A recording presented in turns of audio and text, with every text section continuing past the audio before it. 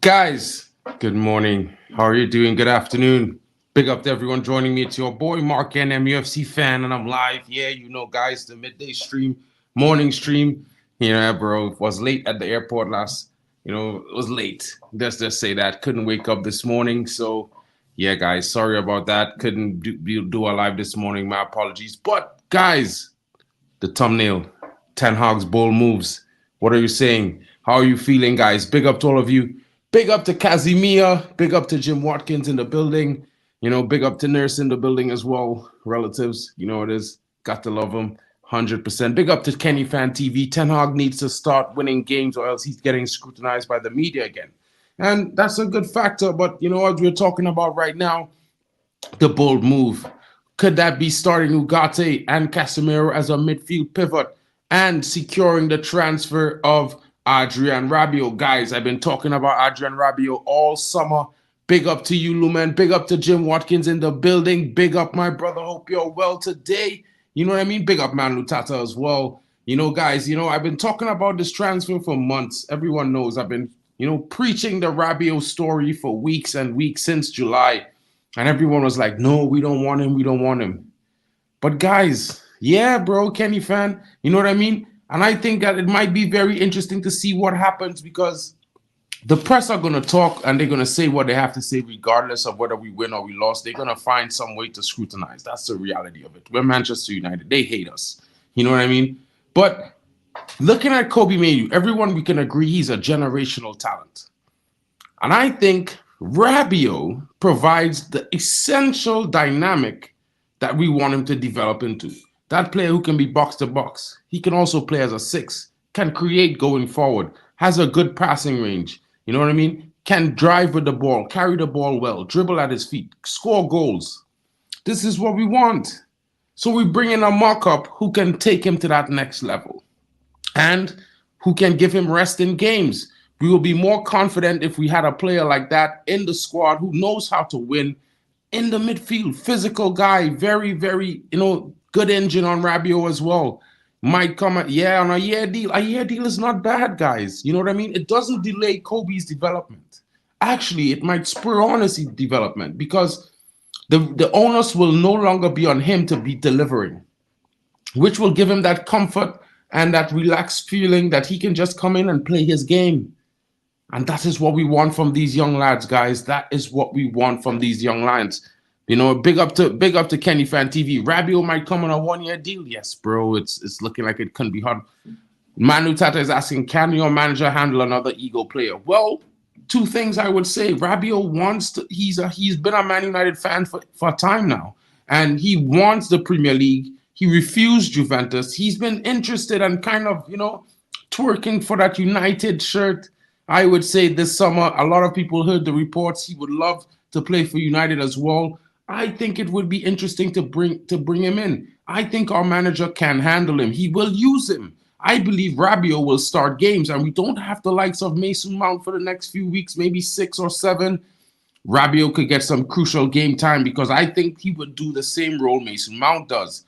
You know what I mean? And I think, you know, you can even play him a little bit deeper than you play Casemiro. Thereby, you have a pivot, and both have experience of winning things. Both of them can carry the ball. Both of them have a passing range. They can both tackle well. You know what I mean? And they can progress the ball. I think it's something dynamic we should be doing. 100%. Big up to Irfan coming in. Mainoo is still developing and having Rabiot and Ugarte with Casemiro helps for husband development further. 100% helps for Cubby. I think you mean Cubby. Yeah, you know what I mean? In my honest opinion, guys, you get a younger version of Casemiro to learn from Casemiro, and that's Ugarte. You know, he has that engine. He has a good passing range himself, and he can learn from Casemiro and get the experience. You know what I mean? And he could also provide relief for Casemiro. You know what I mean? He could play next to Casemiro, allowing Casemiro to play an 8 role. So it's going to be very interesting. I think we need to bolster that midfield still. I always said that. I said, you know, I would like to have gotten another center, another free agent and Rabiot. I always said I wanted to get Rabiot because, you know what? this guy comes in and he provides the Swiss Army knife we need in the midfield. We need someone like a MacGyver in there, guys, in some moments to come and just settle things down, do some things, do it right. You know what I mean? And experience does that. And I think we need it. What are your thoughts, guys? Big up to Jim Watkins coming in. The only problem I have with Rabiot is his wages. If he does not take a pay cut, I would not take him. 150K, 200K. That's more than he was ever earning at Juventus. So 150K a week or 200K, I'm not mad to pay that. You know what I mean? He's a winner, and he's won a lot of big trophies for France as well. You know what I mean? So it's not something I'm too stressed about, to be fair, because we were willing to offer 160K per week to Jared Branthwaite. And if you compare 160K per week offered to Jared Branthwaite and offering that to Rabiot, who deserves it more? Ask yourself that question, guys.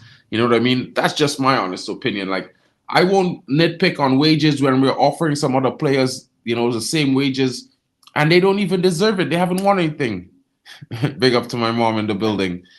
Big up, everyone. Big up to Joe Blackman. 150K is okay. I don't mind that, bro. And what I've been hearing from the summer is that we were offering something like 140K per week, and the sign-on bonus was something like £3 million. I don't think that's a big deal. You know what I mean? I just think that's reasonable. You know what I mean? So big up to everyone. Can Rabiot improve Bruno performances? I think he can. He's a very intelligent footballer. And I think that Rabiot could, provide that intricate knowledge of real time reading the game. Some of these players don't really, you know what I mean? They don't really have that intelligence in the gameplay sometimes, and it lets us down. Sometimes I think the system could be wrong, but sometimes I think the execution of the system by some of these players and their adaptability is also incorrect. So that's what I would say. Yeah, big up to Joe Blackman coming in. Drop a like on the video, please, people. It helps the channel grow. Road to 10K is here, but we got to get to 2K first, and we're on the way there, so let's keep it going, guys. Share it around. You know what I mean. Big up to Sim, Manu Tata, Darkro, Luman, Ashmail, well done. You finally got a channel that accepts you. Big up to Sim in the building. Lucky Singh is saying the players will prove themselves, Southampton and Barnsley. Yeah, I mean, those are two games. I wasn't really counting the Barnsley game in the Carabao Cup because that should be an expected win. You know what I mean? I'm not scared about how Southampton this weekend because, honestly, guys, we would beat Southampton. I know we didn't play well against Liverpool. We did lose 3-0, but we created lots of chances. And I bet we would create even more against Southampton, possibly get a few goals. You know what I mean? At the end of the day, I would say it like this. We have a young attack minus Marcus Rashford, so it's going to be expected that clinicality is going to be, not 100% or at top draw in this current moment. Hopefully they can work on it this season and in the next few games find more clinicality. But the onus is on Marcus Rashford right now to put the attack on his shoulders and take it with him. You know what I mean? As the most senior player in attack, I think it's time.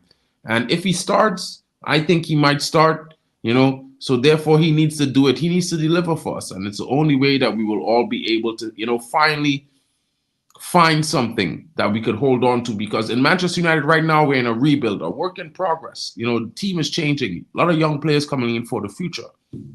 And our entire attack, minus Marcus Rashford, is for the future. So it's a weird one. You know what I mean? Big up to Irfan coming in. My gripe with Erik Ten Hag is that he is not taking advantage of Bruno's peak by playing him out of position, play him in his natural position, and you will see Bruno, who joined United the first season. Yeah, I mean, I agree with that, but at the same time, when you look at Bruno playing that season, there was a little bit more industry about Marcus Rashford as well when he played off the wing. There was more industry up front ahead of him from Martial. I don't really rate Martial that highly. I think he was good, but the injuries kind of took away from his performances. But also Mason Greenwood. There were so many threats up front that the defenses and goalkeepers had to fear that it opened play up. And that's our problem right now. The defenses don't fear our attackers because they know they're not clinical. So the only way we can create a scenario like that for Bruno again, because he is the most clinical attacker we have over the last couple of seasons. So they all fear Bruno. But do you think they fear, Amad Diallo? Do you think they fear Garnacho? Do you think they fear Marcus Rashford? What about Joshua Zirkzee? I think they have more fear for Højlund than Joshua Zirkzee currently as we're speaking. But he's unavailable. But he's not unavailable. He's actually, in the squad. That's interesting, guys. Højlund is in the squad for this weekend. Will he get some game time? That's an interesting question. That's the question, guys. Will Højlund start on Saturday, or will he come on for a few minutes? What can he do if he comes on? You know what I mean? Luke Shaw is also available. That was the reports this morning. And I'm not too sure I would start Luke Shaw. I don't want to start him, and then 3 weeks later, he's injured again, blaming Man United again, blaming Erik Ten Hag, blaming everyone but himself. You know what I mean? So that's going to be interesting. Big up to Elite Baller coming in. Good day, mate. The whole management agree now. Amad Diallo, Joshua Zirkzee, Toby Collier, Matthijs de Ligt get the nod over Alejandro Garnacho, Marcus Rashford. Wow, is that really an article that just came out? Is that an update? Big up to you. Smash the likes, guys. Subscribe. Turn on the notification bells. Let's go Reds. Big up to Elite Baller, bro. How you doing today, man? Hope you're good.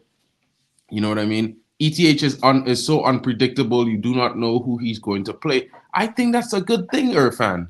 You know what I mean? Because realistically, it kind of reminds me, not that ETH is on that level, but it kind of reminds me of Sir Alex, because when you look at Sir Alex's teams, there were many times we were expecting certain players to start and they never started. They came off the bench. I mean, if you remember that Everton game where we won 3-1, 3-2, I mean, we were down 2-0. And until we scored, Ronaldo never came on the pitch. You know what I mean? I was pulling my hair out as a young guy watching the game. Like, how are we not going to win this game?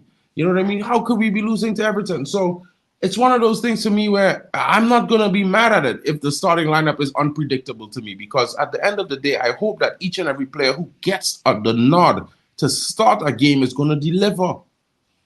And that makes our squad even stronger, guys. It makes it easier. It makes it much more interesting for us if we have a squad who, no matter who's in that starting 11, they perform well. And I think that's the key to our success, guys. I think having an unpredictable starting lineup makes us more dangerous. But the players need to step up.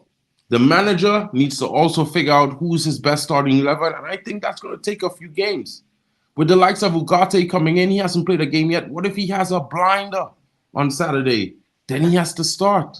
What's going to happen to Mason Mount when he's back from injury? You know what I mean? If Bruno also has a blinder, what goes on there?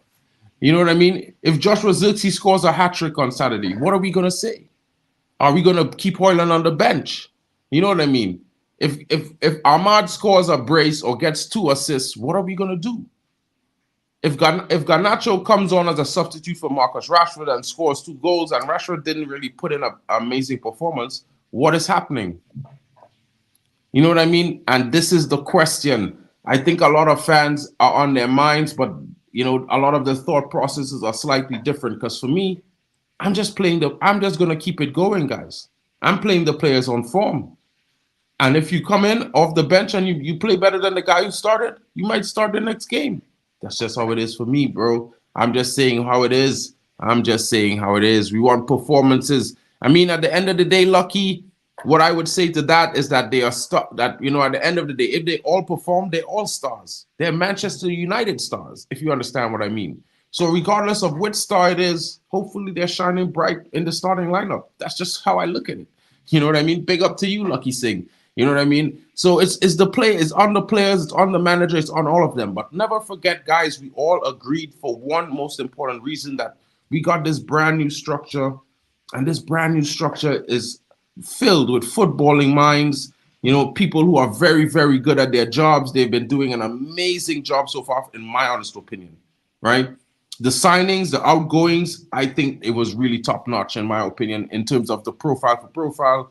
The way we got the signings done. Of course, maybe some of the signings took longer than we wished it would have, and maybe we could have gotten them in earlier. But I think getting all the signings done on the terms of the club helps the club move forward faster in a more profitable manner. So I think, with all things considered, with the new coaching staff that we assembled, I think we're heading in the right direction, guys. I think we're going to be doing much better going forward. And I'd rather pay more of faith into Ineos right now and this new structure than think about the past with the Glazers right now. That's just how I feel. That's just how I feel. You know what I mean? Big up to Jim Watkins. Big up to Jim Watkins in the building. Yeah, we got the structure right, guys. I'm telling you, you know what I mean? Look, we get this. We just added a new finance guy who's responsible for, recouping funds and how that percentages go in the net according to net sale, net profit, as opposed to spend. You know what I mean? This is going to improve us even more. He's going to help get players out for good fees. He does a lot of business with the players that are going, our contracts are about to end, and moving players on. This is what I heard about Armstrong. He's very good at these things. He knows how to sell these players. So we're improving. You know what I mean? Of course, the performances on the pitch are a little bit behind what we expect. We are Man United at the end of the day. And, of course, I know everyone wants to win every single game and not just win, but win beautifully. But right now, I think we have to be a little patient with the squad, because he did get his shopping cart filled with lots of what he wanted and he needed this summer. But we have to let those players bet into the squad. We have to let them, have consistent playing time, get themselves into form. And it might take 2 to 3 games for some of those players. Matthias de Ligt is having a hard time catching up to the speed right now. He did have I would say an okay, not so great game for Holland this past in the international break. Of course, the first 2 games he played for United, he came off the bench. The second game he started. His match fitness is not there. It's the same with Joshua Zirkzee. So, but he did score over the international break. So maybe he might be a little bit more confident. Maybe he might be trying to take his chances. You know what I mean? Big up to Sim coming in. Big up to Irfan saying, it's a matter of time before United is back fighting for titles. The toxic fans are the ones who are dividing the fan base, especially these ETH out fans. We wanted change. And where are we now? 100%. You want to change, and sometimes change is difficult. It doesn't always start off amazing and swimmingly fine, and sometimes change is scary, guys. You know what I mean? And I think a lot of fans forget that, it's not always about everyone's changing, because everyone could change and people could have different progresses. Some people could change, have experienced change, and they struggle for a period of time before they find that success. And some people might make change and immediately they find success. These things happen. It's normal for these things. You know what I mean? Zizou is coming in saying, put it right, put the right players in the right position to play good football. I agree with that. You know what I mean? These square pegs and wrong holes is killing me, guys. It's killing me. It's frustrating me to my brain. Big up to you for that comment, Zizou786. Hope you're having a great day, bud. Sim. Oh, man, that's what you're saying to Sim now. Anyway, guys, so the current issue right now, as we can say, we possibly might be getting a free transfer of Adrien Rabiot. We could be finding out more information later on this evening, possibly a confirmation that, Rabiot has signed for United. Now, there's been some difficulty in the negotiations, as we all know. This might be his final contract, so he's trying to get as much as he can. At the same time, it's been reported that his mother is pushing for the deal. And with his mom pushing for the deal, of course, they might be taking some cuts. They might probably say, you know what? My mom, I don't know. She doesn't really watch the Premier League that often, but she's a huge fan of international football. And she's a Germany fan. So she supports Germany for the World Cup, bro. You know what I mean? So, yeah, that's as much as I can say. But, if she had to support a football team, of course she's going to have to support Manchester United, bro. That's not even a question. She would have to, because it's my club. Big up, man. Matata United. But yeah, guys, so the issue with Rabiot right now is negotiating a fee. United have been in discussion with him and his agent for the last, I would say, 7 days, because there's been reports that we were talking to them since last week, Monday.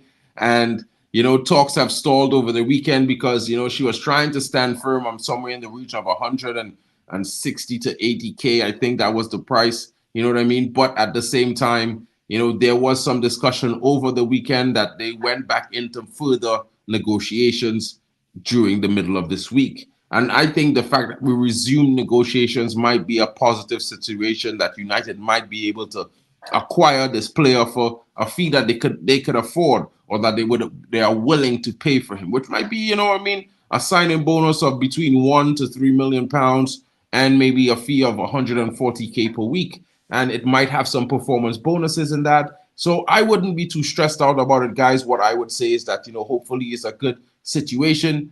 Big up to Matata United, says, great choice, mom. Glory, glory, Man United, 100%. I think it's an interesting situation. And with the likes of Rabiot coming in, if he does come in, hopefully it happens today. So that way, maybe he might not be available for the game this weekend, but it would bode well going into the UEL games coming up, as well as the Carabao Cup and possibly the Premier League, maybe against another team 2 weeks from now, because he's probably going to have to train a few games before, there is a decision to play him. He really didn't have a preseason. He did play for France in the Euros, had a long tournament. He did also, was also called up for the French squad again as well. So it's an interesting situation for Rabiot.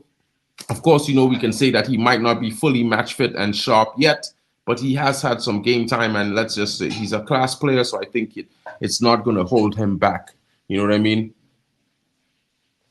Yeah, I think it's going to be a situation like that, and I won't be too disappointed because we have some people in the club that could relate with Rabiot and his mom, like Jean-Claude Blanc. You know what I mean? He worked at PSG. He's French, of course, as well. So it might be a situation where there might be some good faith in between, good conversation to be had. You know what I mean? And a deal could be struck. Are we saying the transfer window is still open? If so, I expect Rabiot. It's a given. Well, the transfer window is closed. But what happens with free agents is that they're allowed to sign for clubs at any given time. You know what I mean? So Rabiot being a free agent, he can sign for a club at any point in time. That's how it works. So he's not attached, because he's not attached to a club or a league. He's not within the constraints of the league time, set time for transfers, or the transfer windows, basically. But you've been hearing some thoughts on Rabiot potentially coming in. I wanted Rabiot from the beginning of the summer strategy gamer, bro. So in my honest opinion, I would have liked to have him earlier. I would have liked to have signed him weeks ago, because I thought if he had came in earlier, he would have been in our starting 11 for at least a few games. We'd have had some better performances. You know what I mean? So yeah, and then we have the UEL games, we have the FA Cup, and guys, trust me, we're gonna have 3 games a week from December, and that's running straight down to the end of January, because we will have Carabao Cup, Premier League, and we would have Europa League. The last Europa League game is on the 29th of January, guys. You understand that? The 31st is our game in the FA Cup. So it's really interesting. Mark, I know you don't like the Springboks beating the All Blacks. Why not, bro? When I played rugby in school, my coach was from Australia. Who cares about them? You know what I mean? So in a way, yeah, Australia to the world, bro. They could beat them. I just don't like them in cricket, bro. Because in cricket, I've seen some sad losses. I've seen a lot of sad losses and victories, but I've seen some sad losses, bro. You know what I mean? Man United are better than City and Real Madrid. Well, we are bigger than City for sure. Better in the last few years? Not on the pitch. But we will get there. We will get back there. Drac Reacher says, hope Casey doesn't start. Can't trust the guy. Well, Jack, if you start Casey next to Ugarte, I think you could trust him. His defensive requirement won't be as serious, so he would be able to be a little bit more of a free role in the midfield to connect Bruno to the defense and these kind of things. I think Casey would do well. If he's not the one required to make the initial challenges and he's just covering, I think he would do well, guys. You know what I mean? Let's not worry about that. Let's not, bring him too far down. He's had a bad game, a howler to be fair, but he's still got some class there, guys. You know what I mean? Yeah, daily dose of positivity. You know how it goes, Matata United. You know what I mean? Symptom is saying, yeah, bro. Jim says, I hate Aussie cricket team bad sledges. How could you, bro? You're down under. No, bro. Wow. Maybe in a few years, you never know, man. I might invent something. What can I say? Nah, Richard, that's insane. I looked at Erik Ten Hag and the transfers so far. It seems he's building a team to go for a quadruple. Well, I mean, if the team could find their form and their confidence and their performances could improve, as long as the players step up to the plate, I don't think that's too far-fetched, my guy. You know what I mean? We did compete You know, we did finish third and played in 2 cup finals in the first season of Erik Ten Hag.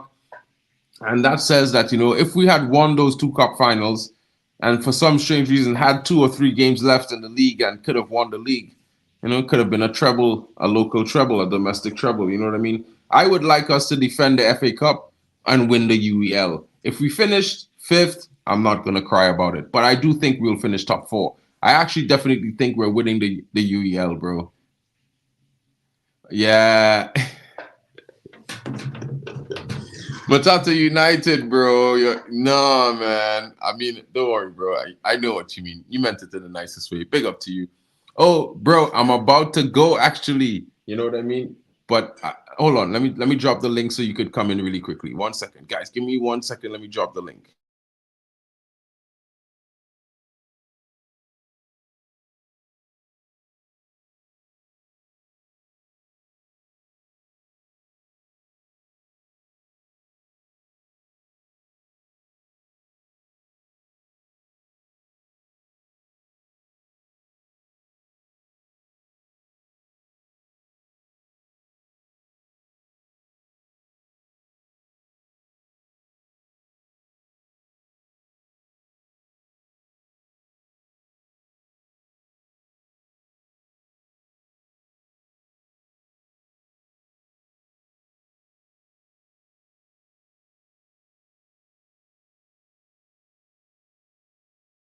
Oh, I dropped the link, bro. So, you know, hopefully not that I just sat down you, you know, I mean, you got into the chat. But let me know when you get in the background, bro. I'll bring you in.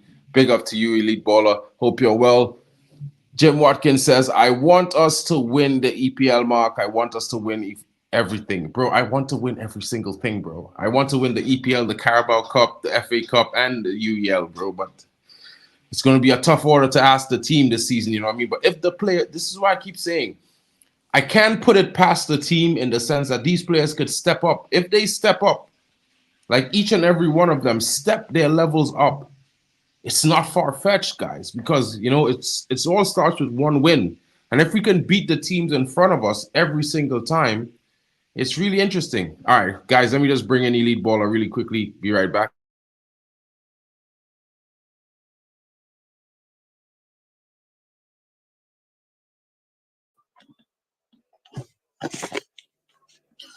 Yo.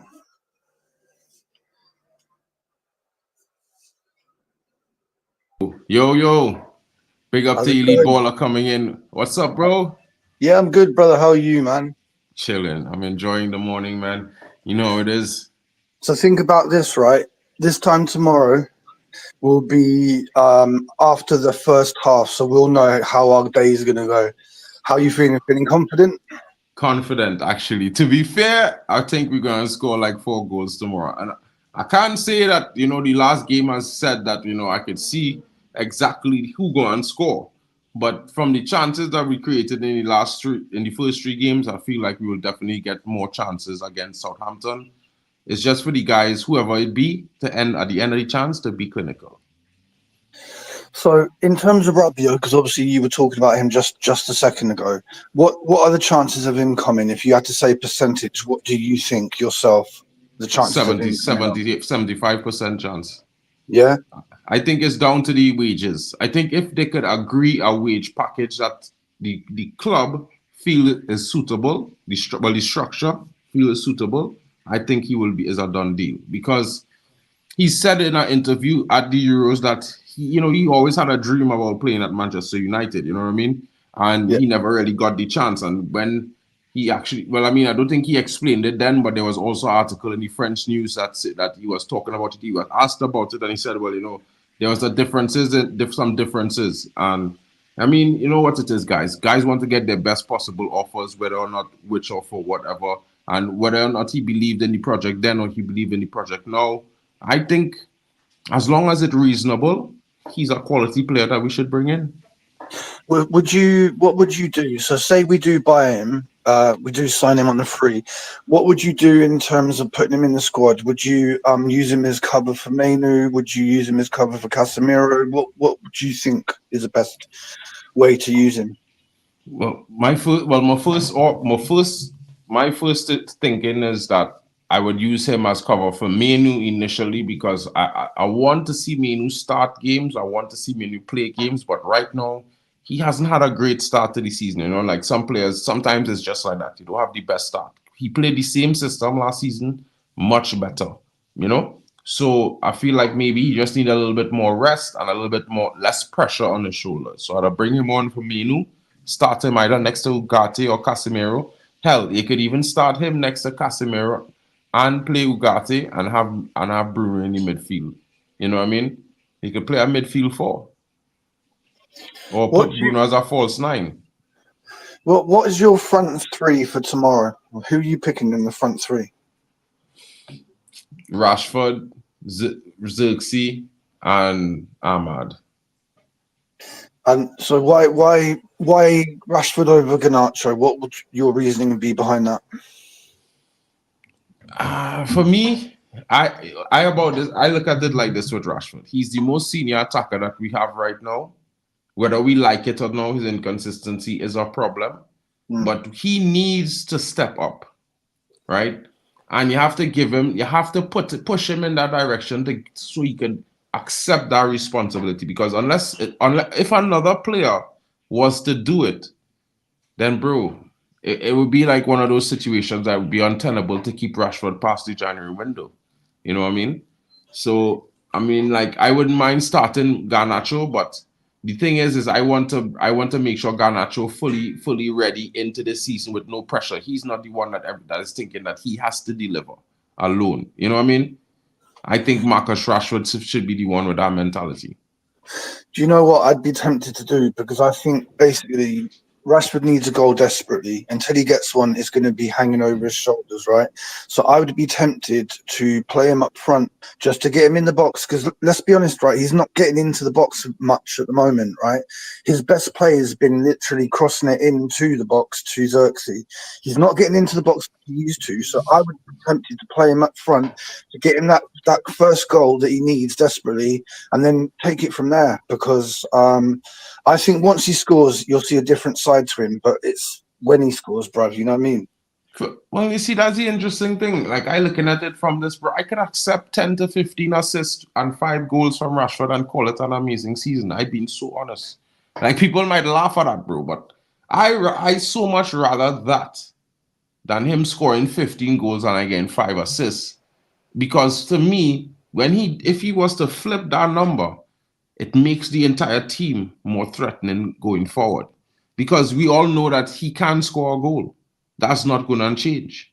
When he does it, that's be the question.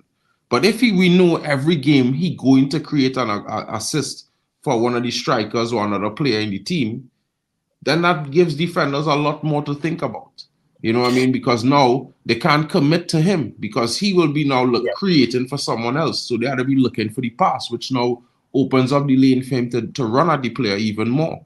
So I think it's more about him realizing that his game needs to be multifaceted, not just all about, you know, getting in behind and cutting in and shooting. I think if he could make his game a little bit more diverse, he becomes a better player instantaneously. I think you make a good point, because obviously his best season was when he scored 30-odd goals, but what that meant was not many of the other players were scoring. So it's better to share the goals all over the team, because otherwise you got one threat and then the opposition knows to mark that threat out of the game, and then you stop the team playing. So it's better that anyone can score at any time. So yeah, I'm with you on that. In terms of Xerxes, right, I thought he was pretty poor against Liverpool, unfortunately. But having said that, he could have scored easily, and then it wouldn't even matter. But do you think there's a chance that he steps out this game, or do you think he's going to start? Definitely. I think he starts. I mean, this is just me, and I know some people might disagree, but I would not start Højlund in this game. At best, I would give him 20 minutes, Højlund.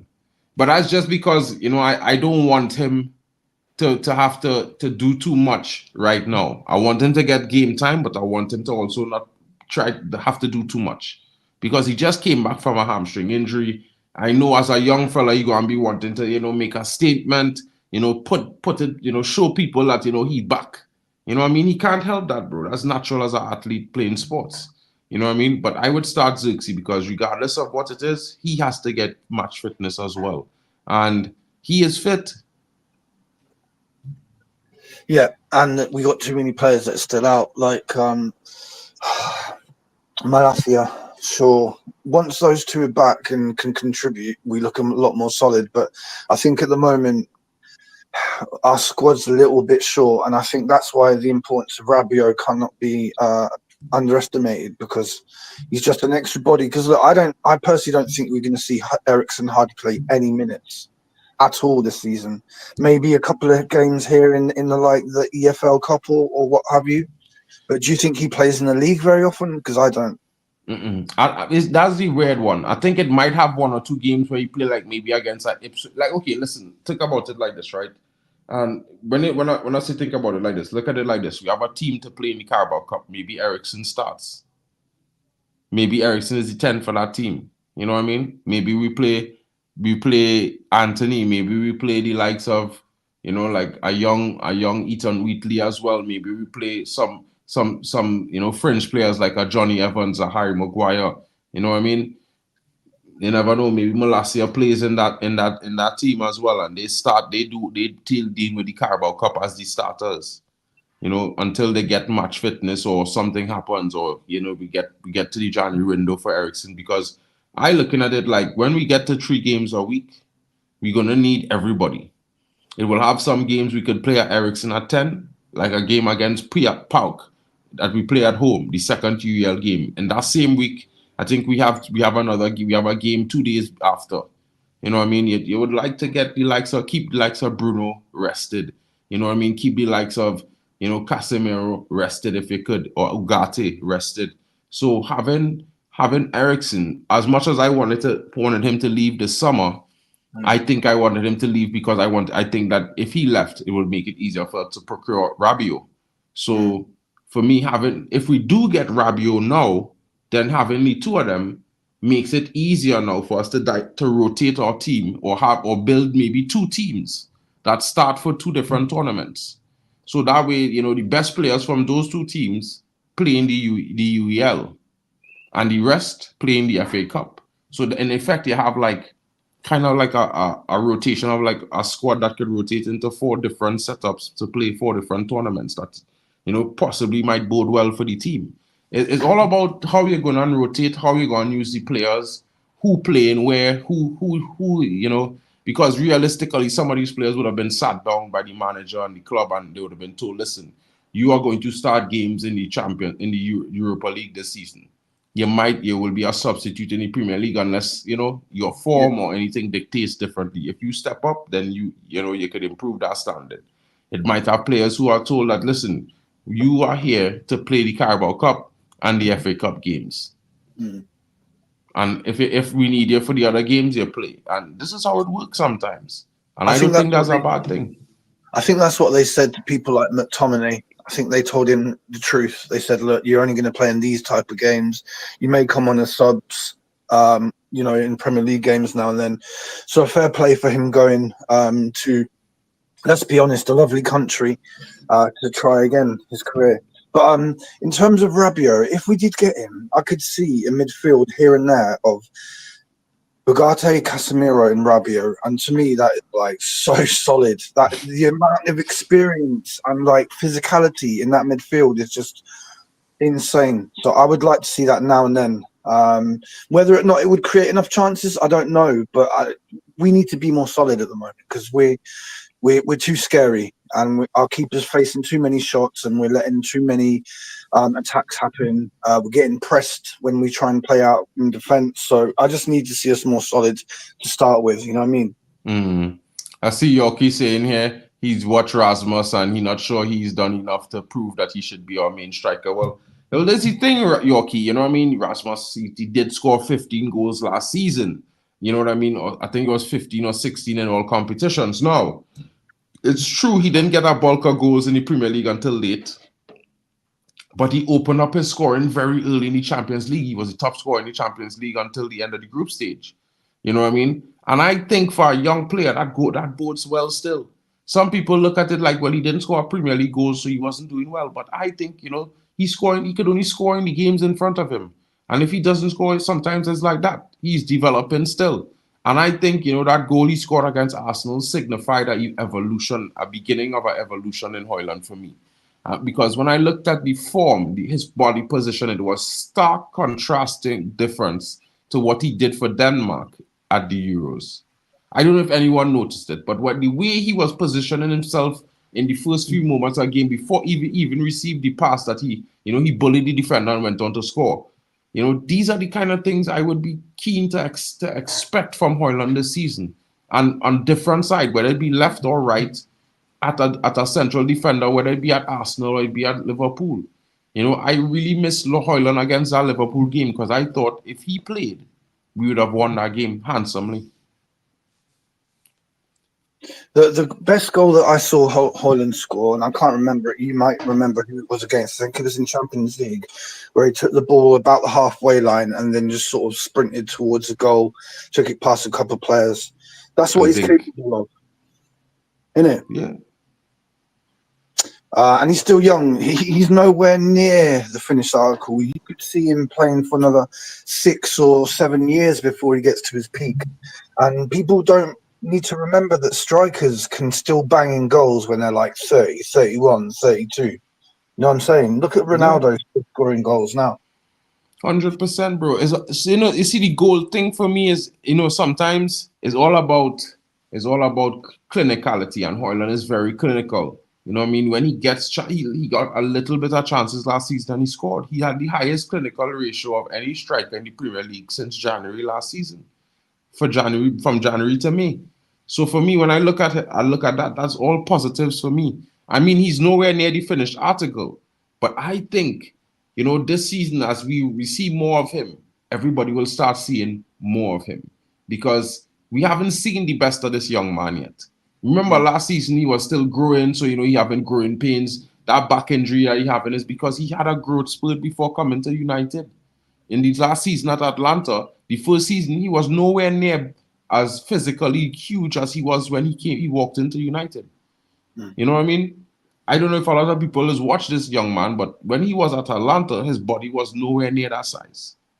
When he came to United, he looked like he was 1.5 inches taller as well. So it's an interesting situation. And I just think that it's a young attack. They're going to need some time. We shouldn't be too critical of them right now, as much as we want to be, because we are Man United and we should have gotten a more experienced striker, but the structure decided against that this summer. So we can only do that, consider that the structure decided that this was the best choice going forward for the future. I don't know how you guys feel. Basically, you can see that was a Glazer signing because they overpaid for it, which is their trademark, to overpay for players. I think if we bought him under any RC, would have been 40, 50. But anyway, it is what it is. We can't do anything about that now. Yorkshire Cowboys says something about he's not very good at hold-up play. His back-to-goal play is very poor. Okay, I can understand what you're saying there, but he's being coached now by one of the best at doing that, which is Ruud van Nistelrooy. So let's give him a bit of time under Ruud. It's only been a couple of months. Let's see if he starts to develop into a well-rounded striker. We also had Mark Hughes at Man United, who's one of the best at doing that. So we've got a culture of strikers that can do that, and he's only young. That's something that he can learn. It's about the finishing. That's the most important thing, and instinct. If you've got that bodes well for the future. Do you know what I mean? 100%. And like you said, it's been a few months. For me, it's only been a few weeks because last I checked, Rasmus was only back, in July. You know what I mean? And he only played one game, and he was unfit, so he wasn't able to really, get coaching for the last couple of weeks. It's only been 2 weeks now. He's been back in training fully with the team. So yeah, I think the coaching resumes for him. So give him a time. Yeah, bro. Yorkie, I know your standards high like the mountains, brother. You know what I mean? Big up to you, bro. Like, he will get there, bro. I think all our young players will reach where we want them to go. The reason why I say that is because this structure, our manager, they're all focusing on the youth right now. And our manager is one of the best in Europe at developing young talents. You know what I mean? He might not be the greatest with the most experienced players, as some people might say. But one thing we could agree on is that he's one of the very, very best at developing young talent into top players. You there, Elite? Are you basing that on Ajax, yeah? Like No, how I'm he was basing that on Ajax. Yeah. I'm basing it on Ajax because, from at Ajax, a couple of the players he brought into the squad, they wasn't really starters or mainstays in the team. Some of them he brought them in and developed them. The likes of Joel Hito, the likes of this guy who played against us, Graven Birch. You know what I mean? Alvarez, who at West Ham, even Kudus. You know what I mean? So for me, it's an interesting situation. And I mentioned Anthony and Frankie de Jong and them because we already know all of those players. They are pretty much very known by everyone. But the thing is that we look at Kobe Mainoo and Garnacho. I think Kobe Mainoo development last season and his performances, you have to credit Ten Hag, not solely, but you have to credit him because he managed him well last season. You know what I mean? I think Garnacho will evolve into a top talent, but it will take time. Sometimes it's have a rocky start. You know what I mean? So for me, I would give it some time, not just because of that, but just because I feel like, when you look at how some of the young players regard Erik Ten Hag, they're attentive to him. They're willing to play for him. And that is another thing I would say why. Predict when you think Anthony will actually start a game. Do you think there's a point in this season where he's actually going to start a game?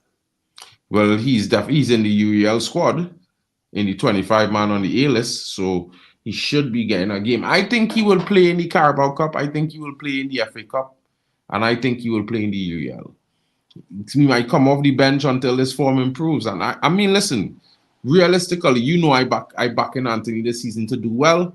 But at the same time, bro, he had a fight. Everyone has to fight for their rights, bro. It have no entitlement. If you're not performing, bench. You know what I mean? Next up, butter up. And that's just how I'm looking at it this season, bro. That's just how I always have been looking at it, to be fair. I think he can be a good player. I think a lot of it is in his head, right? So what I mean by that is physically he's strong, right? We can all agree that. He's fast, right? And he's determined. So when you've got those three attributes, straight away, that should make you a useful player. So what he needs to work on is his head, the way that he plays. Is he too rash? Does he try to take too many players on? Does he shoot too often? Once he's worked that out, then you'll see a different player. Because like I said, he's got all those physical attributes to actually be a good athlete. You know what I'm saying? Yeah. And he has good quality on the ball. Like in the first season, he was one of our best players on the ball and at keeping the ball. You know what I mean? And he also willing to track back defensively and provide assistance to the defenders. So for me, with Anthony, I would just give him some time because last season, the immense pressure of what he went through, possible game time, thinking possibly at many times that he was going to lose his career, lose his lifestyle, lose everything. I would just, forget about last season and watch what he do when he get chances this season. For me, he is the only one could write his story, at the end of the day. And he need to start to take the long road back to winning the hearts of the fans over, like he did when he scored that goal against Arsenal on his debut. You know what I mean? So that's just how I look at it. So in the chat, they're talking about certain channels and how long they give Erik Ten Hag. So one of them is saying till the end of the season. So my question to you is, I know you're backing the manager and you're well within your right to do that. So I'm not even saying anything about that. All I'm saying is, if you see a couple of bad results in a row, so if we do go 4 games in the league without winning, which would mean we lose to Southampton and Palace, which can happen, right? If you saw 4 games in a row that we lost in the league, would you start to change your mind about the manager, or are you going to give him till Christmas or the end of the season?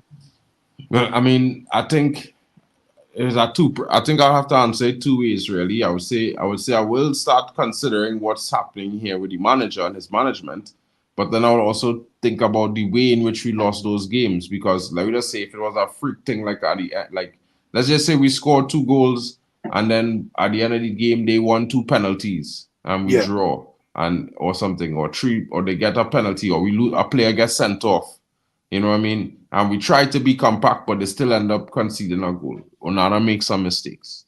And you know what I mean? I think then I would start considering, well, maybe if the structure decide to sack him, what will be will be.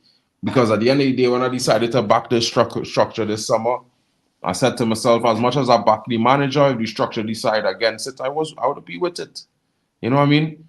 And I do back Ten Hag. I do think the team needs time. I do think, we can consider that there might be some more losses to be had. But in between those Premier League games, we have Europa League games. So if we win those Europa League games, and let's just say it was to lose those Premier League games, I probably would still be backing the manager. Because in between those if we win the Europa League games, that means we proceed in the Europa League. We can still get Champions League by winning the Europa League. You know what I mean? I think there's much more chance of us winning Europa Leagues than getting top four. I think top four is like almost mission impossible, because I think you're gonna see. You're definitely going to see City in the top four. You're probably going to see Arsenal. You're probably going to see Liverpool. So that leaves only one team. And then, you got Chelsea who could make it, Newcastle, Man United, Spurs. I just don't see it. I mean, it could happen, but you need a hell of a run, whereas you don't need a hell of a run in the Europa League, innit? And we've already won 2 trophies under the manager. So he obviously knows how to sort of win cups. That's probably his forte at the moment. But yeah, well, he does know how to win leagues. I mean, he's won the league multiple times in the Eredivisie. So I would say, you know what I mean, he knows how to win leagues. But it's just, at the same time, with the league, is a different mentality than winning a cup. And a cup is who could get the job done today. It's not really usually your best players in the cup, but it's who that will be the best on the day. You know what I mean? While in the league is a philosophy. Is the entire team, is a consistent performance you need. Consistency every game. And I think we're working on both. And this is the problem. We do well. We have exceeded in the cups under Ten Hag in every season he's came. The first season, we did well in the league. The second season, we didn't do so well. So in a way, I think we're 50-50 right now. But, of course, his prowess in the cups is up there. So I think, if we balance down and meet in the middle somewhere, at best, at worst, we will finish 5th or 6th at worst. Because his first season was 3rd, second season was 8th. And I think the 3rd season will be somewhere in the middle of there. You know what I mean? Yeah, I think that's just guess. Me. Yeah, no, I think that's a good guess, because we can't see the same kind of injuries that we saw last year. I think that's an anomaly. You're not going to see that again. But another question to you, right? This is a deep one. Who do you back more, the captain or the manager right now? Manager, bro. Yeah. Manager. Always the manager, bro. For me, always the manager, because that's how it was under Ferguson. I always would. Whatever, bro. Ferguson used to do so many weird things as a manager sometimes, bro. Like he would start Nicky Butt, start Phil Neville and Gary Neville. And it'd be like, what? What is this lineup here, bro? But then we win the game. You know what I mean? But you see, I feel like sometimes, my opinion is, I feel like when you back the manager, you're backing the entire team. Because for me, 2 of the managers that we had that always defended the players was Alex Ferguson and Ten Hag. Now, it had times Alex Ferguson called out players, but he would mostly defend them. And Ten Hag has defended all of the players in this squad for the most time of his tenure.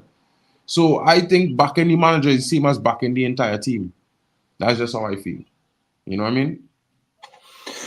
And another question, because obviously Ronaldo's been in the news talking about Man United or what have you.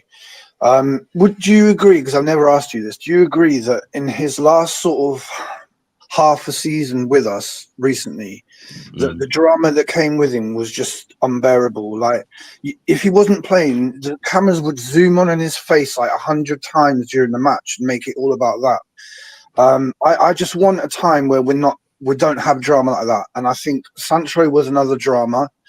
But I think we still got Bruno and Rashford, which can bring drama as well for different reasons. So did you agree that the Ronaldo thing, while he was an amazing player for us, that it became too much in the end and there was no other option but to let him go?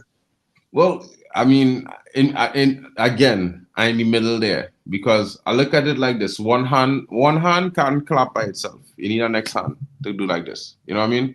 And when you look at what happened with Ronaldo, think about it like this, right? When we're watching football games, the camera is panned to multiple players during the game, and then the commentator will say something about the player or make a joke. One of them might say something negative. Let me just see. But we are the ones that pay attention and then go and talk about it, make it viral. You know what I mean? And realistically, it's not Ronaldo's fault that the cameras decide that they go and make the whole game about him every single time. While it's not Messi's fault either that the camera going to be panning on him 90% of the time more than other players on the field. You know, so for me, I think that the fan base generally have to understand that we are the ones that create the drama in a way by paying attention to giving the media what they want, because that's what we do. We give them what they want. They do these little things and they upset us. We start talking about it. We go up in arms. We fight about it. We divide about it. And at the end of the day, it's us. It's starting with us, because if they said those things and we just ignored them, they would stop.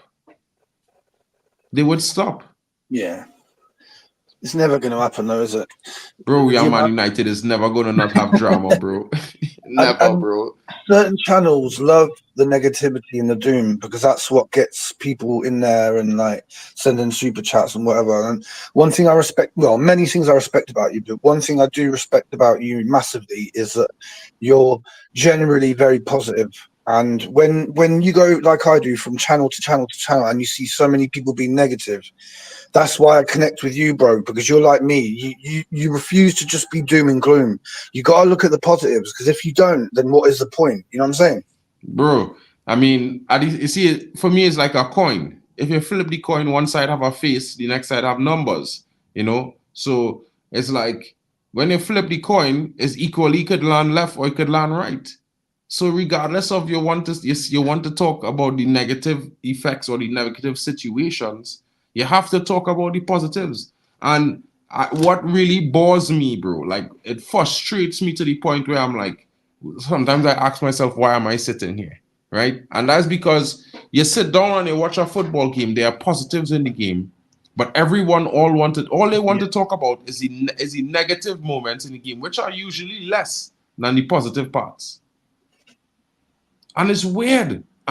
People will talk about it for hours and hours, stream after stream after stream after stream. And it's like, bro, like, what are we do? Are we still Manchester United supporters here? Because it's almost as though, you're preying on the downfall of the very club you claim to support. And now, while I'm not mad at people having an opinion that, okay, the football is not great, they don't like the manager, they don't like this player, that's totally fine.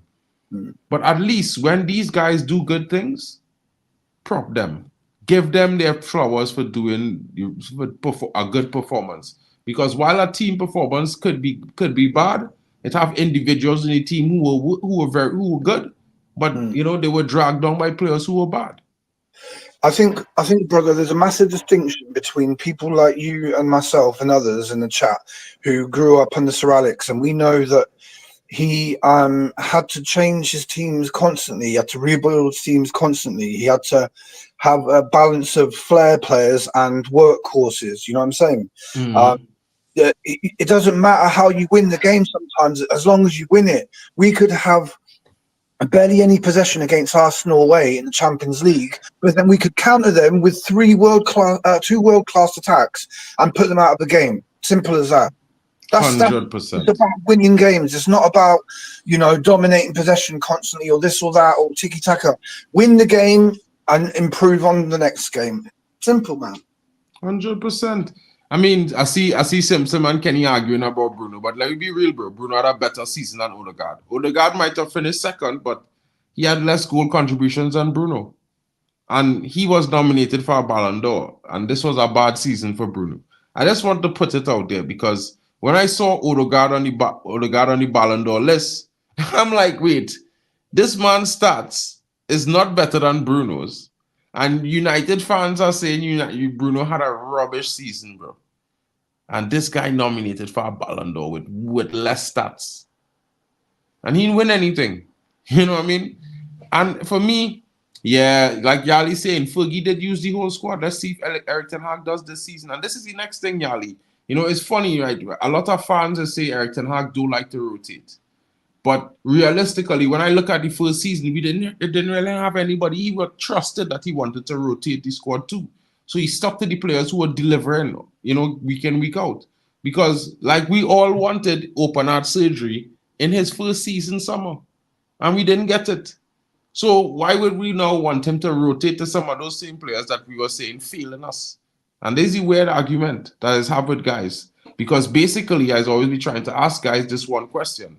You know, what do you expect from some players that you claim to be limited, like Scott McTominay was, like Harry Maguire? Why would you expect them to do anything differently than you know that they're capable of doing? That makes no sense. And then get mad at them for it.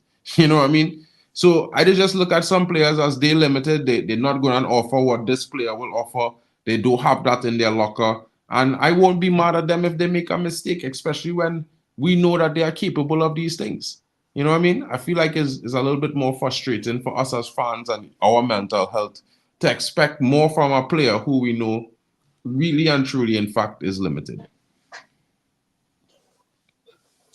So what's your score prediction? Have you said it yet?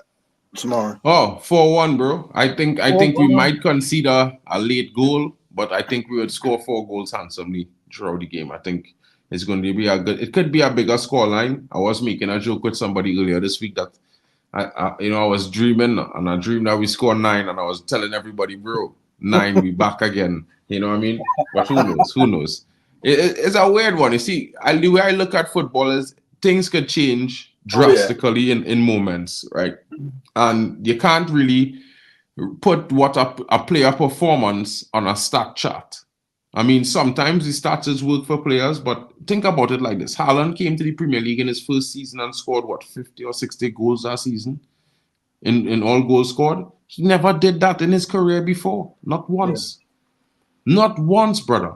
So imagine him just walking into the league, which is supposed to be the best league, and then playing all comps, scoring, I think it was like 60 goals in all comps.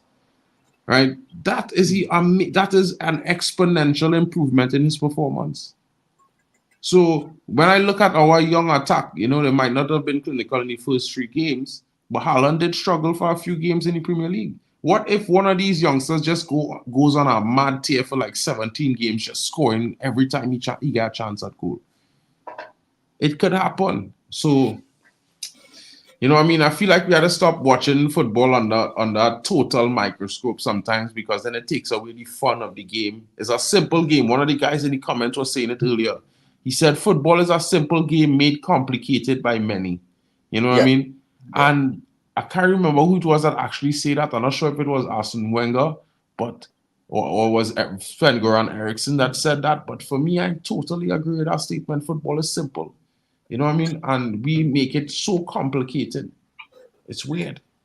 If we were at home to Southampton, right, I'd have as much confidence as you have about the result. The fact that it's away and Southampton will be way up for this game, as in their crowd will be way up for this game. They haven't had Man United there for a while, right? All I'm concerned about is that they will see what Liverpool did to us, and they'll just put like 5 players in our half so that we can't play it out, which is what happened against Liverpool, right? If they do that and they start to succeed and they score first, then it's going to be tricky, bro. That's all I'm concerned about. Well, I'll just go and say this. If Ugarte starts, I pray that they do that. Because if Ugarte starts and they do that, bro, we will score 3 goals in the first half. Trust what I'm telling you, bro. I've seen it. I've seen it, bro. You don't want to camp half of your team in a united half with that brother playing in the central defensive midfield role. Trust me. The dude, his ball play, his footwork is very good. That's one thing I say. In tight spaces, bro, he have little flicks and tricks. He will get the pass off. Short passes, medium to long range is his specialty.